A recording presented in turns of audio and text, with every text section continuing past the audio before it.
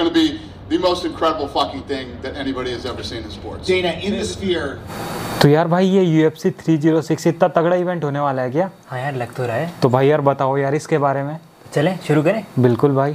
तो guys UFC 306 होने वाला है एंड यूएस नेवाडा में ये इवेंट स्पेयर में होने वाला है। तो बात करें इस इवेंट की रोहित, जितना इसकी हाइप बनी हुई है, जितना इसकी हाइप डेना वाइट ने क्रिएट करी है, आई डोंट थिंक कि इसका जो कार्ड है वो उस लेवल का है टू बी ऑनेस्ट, क्योंकि इसके कार्ड में 5 फाइट्स हैं एंड इसके सिर्फ जो ऊपर की 3 फाइट्स हैं सिर्फ वही अच्छी हैं according to me and according to most of the people.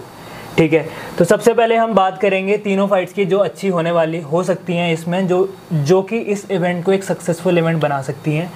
तो जो 3 फाइट जिनकी मैं बात कर रहा हूँ, जिसमें पहली फाइट जो हमें देखने को मिलेगी वो मिलेगी Brian T Ortega versus Diego Lopes की, और दूसरा जो हमें देखने को मिलेगा वो मिलेगा Alexa Grasso versus Valentina Shevchenko. Co-main event होने वाला है बेल्ट के लिए।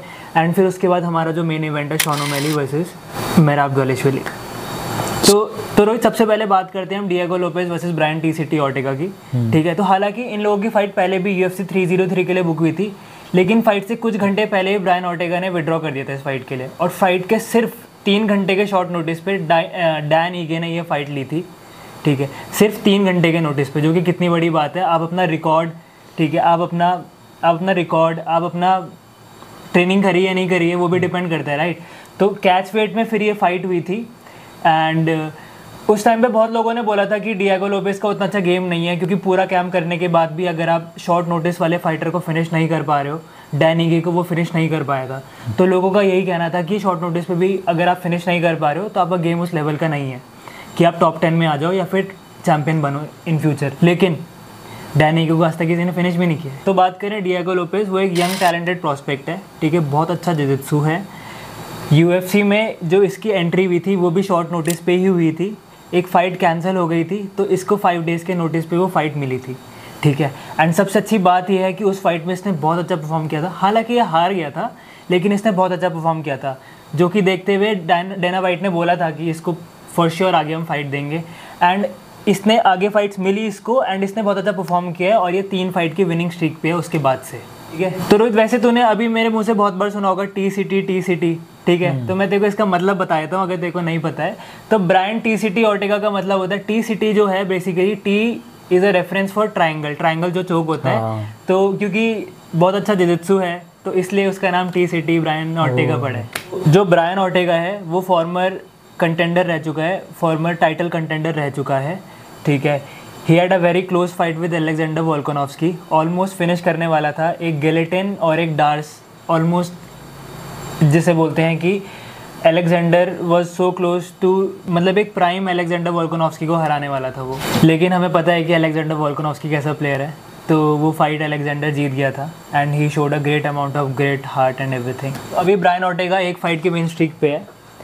ठीक है, उन्होंने अपनी लास्ट फाइट जो खेली थी वो खेली थी 25 फरवरी को यायर रॉड्रिगस के साथ, जो कि बहुत अच्छे स्ट्राइकर हैं। उन्होंने अपना रिवेंज लिया था उनसे, क्योंकि ब्रायन की लास्ट फाइट थी 2022 में, उसके बाद इन्होंने थोड़ा ब्रेक ले लिया था और वो फाइट वो नॉकआउट से हारे थे, फर्स्ट राउंड KO से। तो उसका रिवेंज इन्होंने लास्ट ईयर लिया, कम बैक किया अपना एंड 3rd राउंड सबमिशन से वो फाइट जीती। तो ओवरऑल रोहित ये फाइट बहुत अच्छी होने वाली है, क्योंकि दोनों का जिजित्सु बहुत अच्छा है। ठीक है, तो हमें बहुत अच्छे स्क्रैम्बल्स, बहुत सारे ट्रांजिशंस अच्छे देखने को मिलने वाले हैं। तो भाई सुनने में तो ये फाइट बहुत अच्छी लग रही है, तो मेरे को दूसरी फाइट के बारे में भी बता दो। बिल्कुल। तो अगली फाइट जो हमें देखने को मिलेगी वो है Alexa Grasso versus Valentina Shevchenko. तो रोहित ये इन दोनों के बीच की 3rd फाइट है। फर्स्ट फाइट एलेक्सा ग्रासो ने जीती थी RNC से, एंड शेवचेंको को 7 साल बाद, आई मीन 2016 के बाद 2023 में पहली बार हार देखने को मिली थी।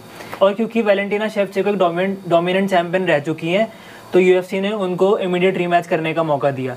हालांकि उस फाइट का कोई रिजल्ट नहीं आया और वो ड्रॉ रह गया था, एंड अब ऑलमोस्ट 1 साल के बाद दोनों दोबारा फाइट करने जा रहे हैं। तो फाइट प्रेडिक्शन की बात करें तो मेजॉरिटी ऑफ द पीपल को लग रहा है कि एलेक्सा ग्रासो जीतने वाली है, क्योंकि वैलेंटिना शेवचेंको अब 36 की हो गई हैं एंड ग्रासो अभी 31 में है और अपने प्राइम में है। और हमने लास्ट फाइट्स में देखने को मिला है कि वैलेंटिना थोड़ा स्लो होती हुई नज़र आई है, लेकिन वैलेंटिना बहुत ही एक्सपीरियंस और बहुत ही अच्छी फाइटर है। एंड मुझे ऐसा लगता है कि अगर वो ये फाइट हार जाती हैं तो फिर शी कैन ऑल्सो रिटायर। तो भाई यार को मेन इवेंट इतना अच्छा है, तो यहाँ पे मेन इवेंट कैसा होने वाला है? तो ठीक है, अब हम मेन इवेंट की ही बात करने वाले हैं, उस पर बात करते हैं। तो जो ये मेन इवेंट है, ये बैंटमवेट टाइटल चैंपियनशिप क्यों होने वाला है? Sugar Sean O'Malley versus Merab Dvalishvili. Merab का निकनेम है द मशीन, और वो क्यों है ये हम आगे बात करने वाले हैं। मराब द्वालिशविली जो है वो नंबर 1 कंटेंडर है इस टाइम पे, एंड 10 फाइट विनिंग स्ट्रीक से आ रहे हैं। उन्होंने काफ़ी अच्छे फाइटर्स को हराए हैं, पीटर यान, हेनरी सेहुडो, जो होजे आल्डो, ये बहुत बड़े नाम हैं, बहुत बड़े फाइटर्स हैं, और इनको हरा के आ रहे हैं। तो मराब का निकनेम है द मशीन, क्योंकि वो जिस पेस पे फाइट करते हैं उस पेस को UFC लेवल पे भी मेंटेन करना बहुत मुश्किल है। ऑल्दो वो कोई सबमिशन थ्रेट या डैमेज के लिए नहीं जाने जाते हैं, और इस वजह से बहुत लोगों को उनकी फाइट बोरिंग लगती है। लेकिन पीटर यान के साथ उन्होंने 49 टेकडाउन अटेम्प्ट्स करे थे। हालांकि कोई पंच नहीं किया था, कोई डैमेज नहीं किया था, लेकिन उसके बाद भी 49 टेकडाउन अटेम्प्ट करना near to 50 is a very big thing. अब रोहित, ये फाइट बहुत इंटरेस्टिंग होने वाली है, क्योंकि ये भी एक स्ट्राइकर वर्सेस ग्रैपलर की फाइट है। अब देखना ये पड़ेगा कि क्या शॉन ओमेली वो पेस मेंटेन कर पाते हैं, अपनी रेंज का फ़ायदा उठा के क्या हमें एक और हाईलाइट रील देखने को मिल सकती है, या फिर मराब जैसा सबको डोमिनेट करते आ रहे हैं वैसा ही क्या डोमिनेट कर पाएंगे। फाइटिंग ऑड्स के हिसाब से चैंपियन होने के बाद भी शॉन ओमेली इस फाइट में अंडरडॉग हैं, एंड होना भी चाहिए, क्योंकि उनकी फाइटिंग मशीन के साथ हो रही है। तो दोस्तों ये था UFC 306 का ओवरव्यू, और आई होप कि आपको ये बहुत अच्छा लगा होगा। So if you like this video, like share and do subscribe. मिलते हैं नेक्स्ट वीडियो में।